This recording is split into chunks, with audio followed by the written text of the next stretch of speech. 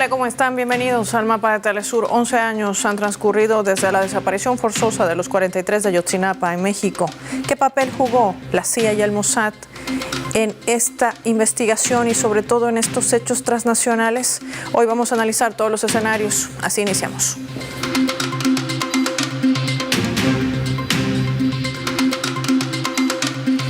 Les proponemos por esta razón desplegar nuestro mapa y revisar algunos datos claves que nos ayudan a entender qué pasó en Ayotzinapa hace 11 años.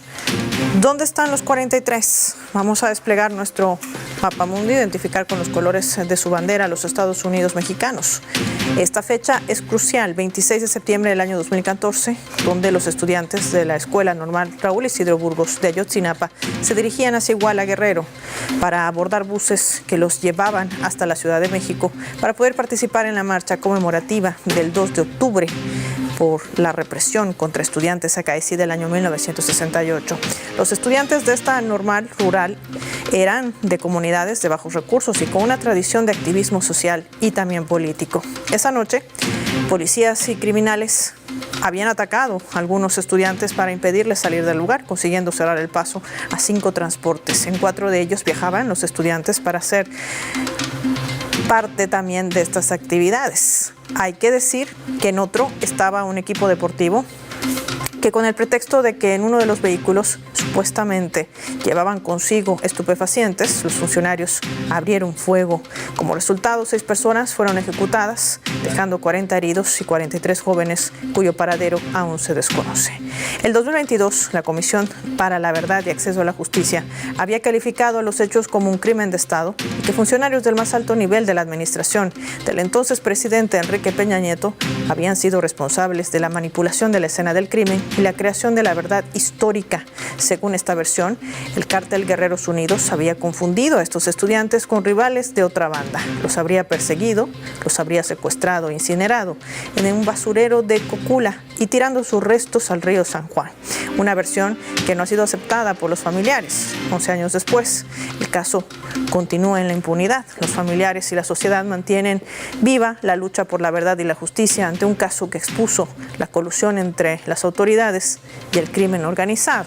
Creo que hay más que esto en torno a lo que realmente sucedió en medio también de todas las investigaciones que avanzan. ¿Qué hay detrás de todos estos hechos de una flagrante violación de derechos humanos? Lo analizamos hoy en el mapa. Adrián Ramírez nos acompaña en directo desde México, presidente de la Liga Mexicana por la Defensa de los Derechos Humanos. Adrián, qué placer tenerte con nosotros en este programa dedicado a los 43 de Ayotzinapa. ¿Cómo estás? Pues muy bien, y creo que agradezco mucho que se tomen este espacio para mantener la memoria viva y sobre todo hacer un análisis más allá de lo que pareciera ser un aspecto meramente nacional y no es un asunto de alta geopolítica que involucra a muchos países, muchos intereses económicos, a un Fondo Monetario Internacional que imponía medidas de ajuste estructural a nuestro país y lo imponían a sangre y fuego. Por ello es importante empezar por lo nuevo. ¿Qué va a representar el regreso de este grupo interdisciplinario de expertos internacionales independientes, que ya los familiares son los que han propuesto al gobierno que retomen las investigaciones? Recordemos que ellos salieron del país el año 2023 porque no tenían acceso a información que además ha sido denegada por parte en ese momento de la cúpula militar. ¿Qué podría representar su regreso? Bueno, primero el regreso da una señal de esperanza para los padres que confían en un grupo de expertos independientes. Este grupo de expertos independientes ha demostrado su capacidad probada y aunque no será el mismo grupo, cuando menos 2 de los componentes del grupo estarán presentes y sobre todo ayudan a dar un poco más de certeza.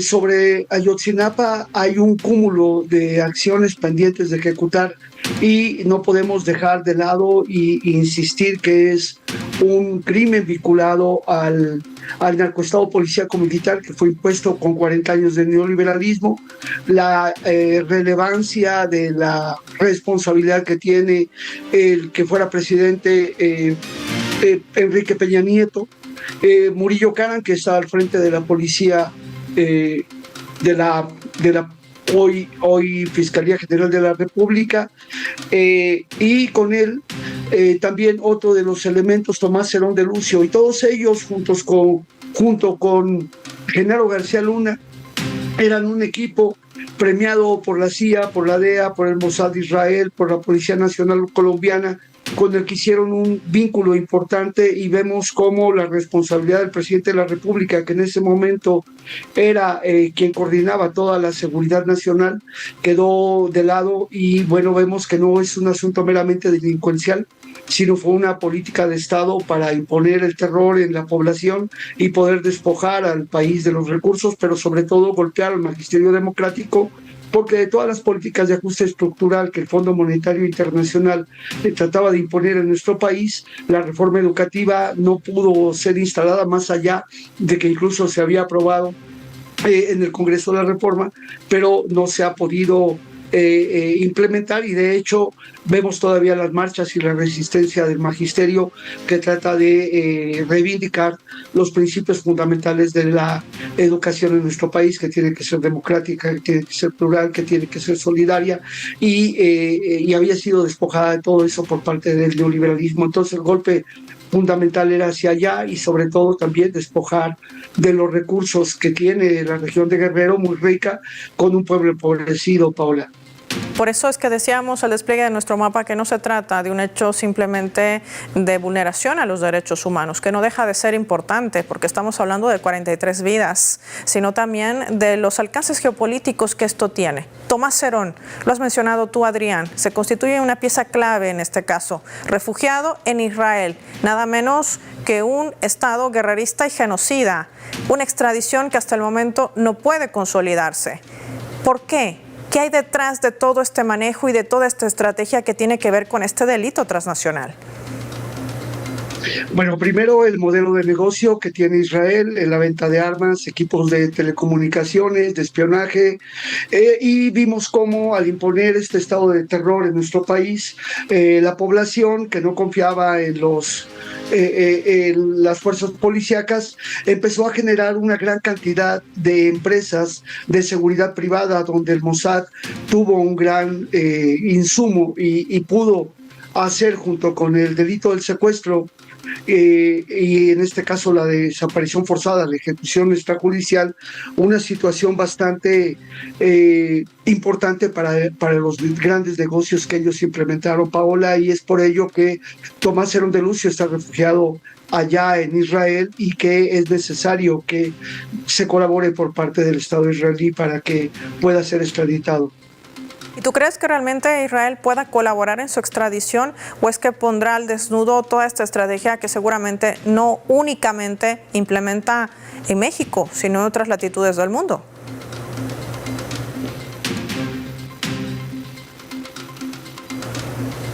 ¿Nos escuchas, Adrián? Definitivamente no, porque Israel utiliza eso como una divisa para presionar al Estado mexicano, y esa es una situación bastante preocupante que nos hace tener pocas expectativas. Hay que tomar en cuenta que Israel tiene la tortura como un método de investigación, y muchos integrantes de nuestras fuerzas de seguridad fueron formadas en los mecanismos de interrogatorio y contrainterrogatorio israelí, y vimos cómo Tomás Herón de Lucio, en las filmaciones que se filtraron a los medios de comunicación, se ve cómo el mismo Tomás Herón participa en la tortura. Tomás Herón, junto con Murillo Karam, tienen las claves fundamentales de dónde están los 43 de Ayotzinapa. Fueron identificados ya los restos de 3 de ellos, y vimos cómo en un acto de simulación sembraron las bolsas en el río Cocula para tratar de mantener esa idea de la acción en el basurero de Cocula. Es por ello que es muy importante hoy la presencia del grupo interdisciplinario de expertos independientes, porque ayuda un poco a dar más certeza, y esperemos que el gobierno de México pueda lograr una colaboración mayor para que las altas esferas de los mandos militares se entreguen la información, pero también muy importante el que se investigue el papel de la CIA, el papel de la DEA, y el papel también del Mossad Israel junto con la Policía Nacional Colombiana, y esas líneas de investigación aún no están demasiado desarrolladas. Creo que las últimas detenciones que permitieron darse cuenta por el medio de la geolocalización y ubicación de los teléfonos celulares donde se hicieron llamadas en ese periodo ha arrojado buenos indicios. Sin embargo, hay que tomar en cuenta que el asunto fundamental. Vamos a retomar el contacto con nuestro invitado Adrián Ramírez. Nosotros, sin embargo, vamos a marcar una pausa breve, no sin antes revisar nuestra escala. Al regreso, vamos a profundizar también el análisis. ¿Hay deudas pendientes? ¿Hay una transformación? ¿Qué papel jugará la justicia? Lo vemos al volver.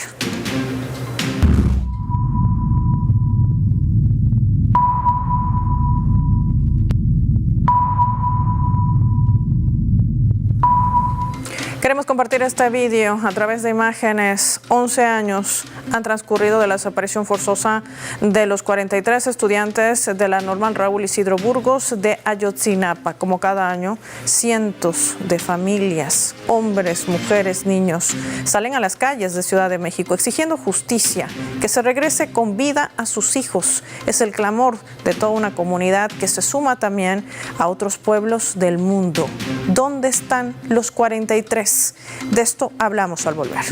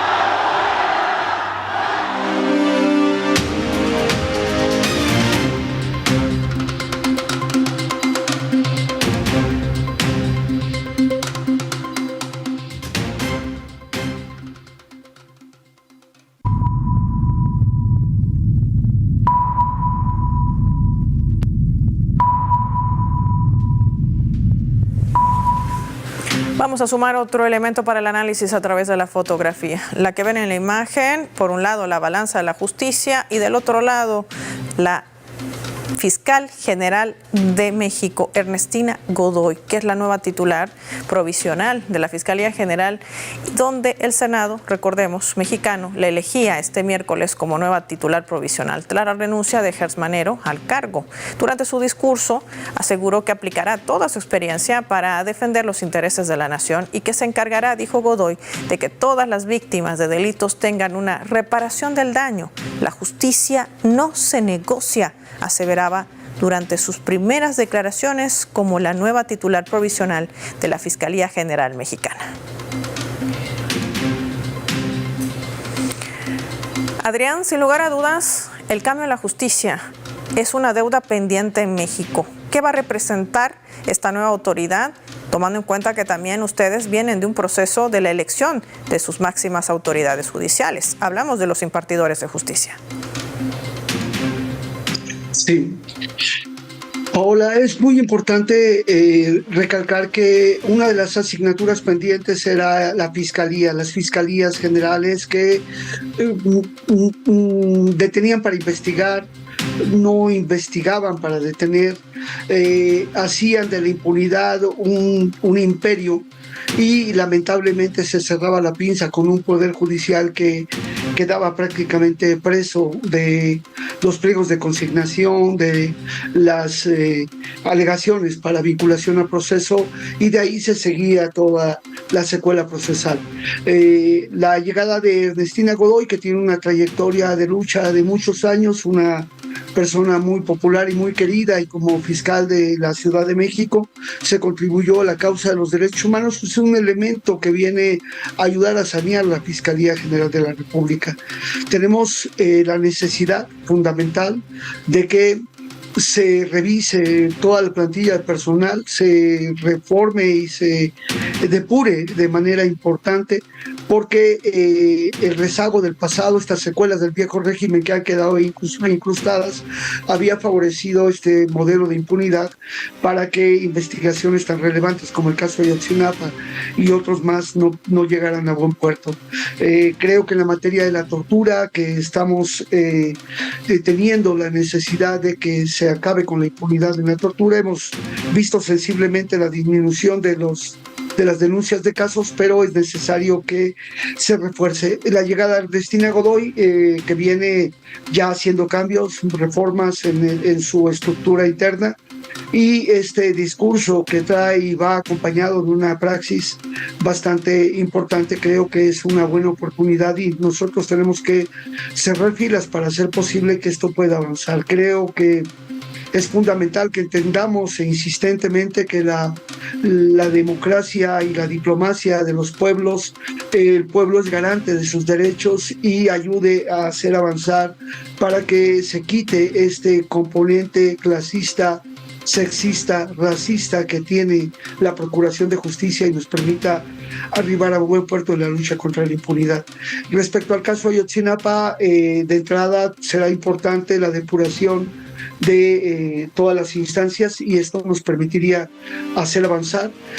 Hay que, desde nuestro punto de vista, citar a comparecer a Enrique Peña Nieto, reforzar las acciones del propio Murillo Karam y insistir, aunque no esté en México, insistir con Tomás Herón de Lucio y sus allegados que se obtenga toda la información referente a, porque como se demostró, ya lo insisto, ellos se le llegó a decir Tomás Sembrón de Lucio, porque él sembró las evidencias y es decir, él sabe qué es lo que pasó y su silencio hace que las cadenas de mando vayan siendo ejecutadas o ya no haya oportunidad de poderles interrogar y cada vez nos alejemos más de lograr sobre todo la verdad y la justicia. Se ha avanzado, pero es necesario hacer mucho más. Entendemos que el imperio utiliza la desaparición forzada, las ejecuciones extrajudiciales como herramientas importantes para generar dolor en la población y endosar facturas para poder estar presionando desde ahí. Curiosamente, la ultraderecha mexicana que condenaba a los estudiantes de Ayotzinapa en las movilizaciones es ahora quien también reivindica y en apariencia utiliza este asunto para también lucrar políticamente, como lo hace en diferentes casos, como el caso de Carlos Manso, que ya vimos cuál fue la actitud que él ha asumido. Entonces es importante esta llegada, pero reorientar las líneas de investigación y claramente revisar el papel de la CIA, el papel de la DEA, el papel de esas agencias como el Mossad, será fundamental para que nos dé luces, porque con el caso se podría resolver tanto el caso de Ayotzinapa como miles de casos de personas ejecutadas o detenidas desaparecidas, Paola. Y esto también nos ayuda a entender qué tan importante es llevar adelante un proceso de transformación que vendrá seguramente de la aprobación de nuevas leyes, de nuevos códigos, que son herramientas también para la aplicación de justicia interna y sobre todo que se respeten las normativas de cada país. Adrián, por esta razón te propongo revisar nuestra leyenda para analizar también este otro escenario.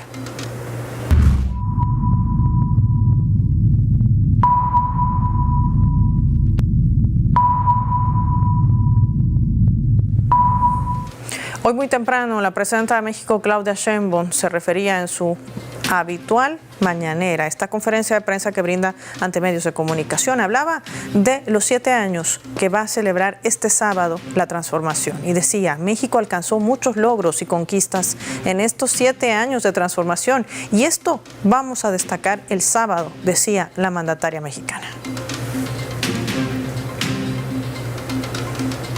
Adrián, este escenario no es menor, 7 años de una transformación de un país que anhelaba tener, por un lado, un cambio en la justicia, que es un paso de avance fundamental, pero también el poder implementar proyectos y políticas que ayuden a los mexicanos y las mexicanas. Un dato también interesante, más de 13 millones de mexicanos que han logrado salir de la pobreza en estos 7 años de transformación, que representan estos pasos ya en lo macro para una nación como México. Bueno, es un blindaje democrático de un país independiente, autodeterminado, que puede hacer frente al imperio. Y lo que se puede apreciar, como lo vemos ahora en el caso de Venezuela también, que la gran movilización popular que legitima un gobierno, que lo apoya, que lo defiende, es un elemento fundamental. Y lo hemos visto en diferentes momentos, como el gran bono de confianza que tiene el gobierno de Claudia Sheinbaum, que le permite tratar de hacer un esfuerzo importante de ponerle un alto y buscar la autodeterminación de los pueblos. Hay un riesgo porque la ultraderecha no descansa. Nos mandaron un halcón muy poderoso como embajador, y sus agencias siguen articuladas y vinculadas con el gran lobby anglosionista de la ultraderecha mexicana y mundial, que trata de insistir en nuestro país con un modelo de desgaste. Querían su Euromaidán hace algunos días, querían su revuelta al estilo de Nepal y de otros países, esas primaveras que les llaman ellos, y no pudieron. No fue sino un remedo que ha quedado ahí muy evidenciado y muy identificado, pero el riesgo está latente e inminente, y la movilización de este 6 será un elemento importante para refrendar el compromiso. Es importante también que estamos viendo un pueblo que no da cheques en blanco, que va haciendo del ejercicio de la participación democrática un elemento importante dentro de la diplomacia de los pueblos y garante, y eso es lo que nos va ayudando, porque también hay crítica, hay debate, hay discusión, hay señalamiento de aquellos que de alguna manera, estando dentro del aparato de gobierno, se van distanciando, y entonces se va atendiendo la posibilidad de luchar contra la corrupción. Creo que estamos en un muy buen momento y tenemos que fortalecer la situación de nuestro país, porque no podemos permitir situaciones de injerencia directa como ha estado haciendo Donald Trump, como ya lo acaba de hacer en Honduras, que afortunadamente no le salió tal y como él lo planteaba, pero con Milei sí. Ya vimos cómo tiene al gobierno de Ecuador y cómo tiene otros gobiernos, cómo está utilizando este discurso, y es un gobierno carente de legitimidad, y gracias a que el gobierno de México tiene legitimidad, tiene probidad y tiene un respaldo popular muy amplio, permite enfrentar al imperio ante la debilidad que hoy tiene el gobierno de Estados Unidos para poder dar una imagen de lo que ya no es y nunca ha sido. Nunca ha sido democrático, nunca ha sido garante, nunca ha sido un gobierno de reglas, porque soslaya todo el derecho internacional de los derechos humanos, ejecuta extrajudicialmente personas en cualquier lugar y se da impunidad para sí mismo. Y creo que a 7 años del inicio de este gobierno de la Cuarta Transformación hay un poder popular que se expresa y acompaña a la presidencia de la República, y creo que ese es el elemento más importante, como también lo estamos viendo nosotros ahora con ese heroico pueblo de Venezuela que refrenda y respalda su revolución y que sigue luchando por mantener un territorio de paz, como lo ha dicho la CELAC.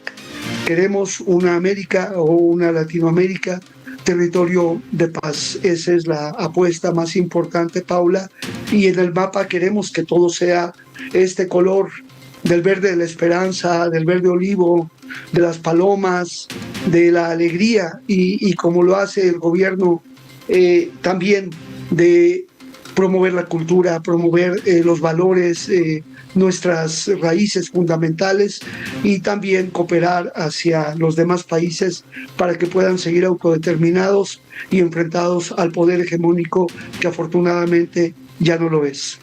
Quiero agradecer como siempre a Adrián Ramírez por habernos acompañado con su valioso análisis y poder entender qué hay más allá de lo que se conoce de este caso de Ayotzinapa de los 43, que aún el mundo exige saber dónde están y que sus familiares exigen que los devuelvan con vida. Gracias, Adrián, por tu tiempo para el Mapa de Telesur. Finaliza el programa y lo hacemos revisando nuestros vectores.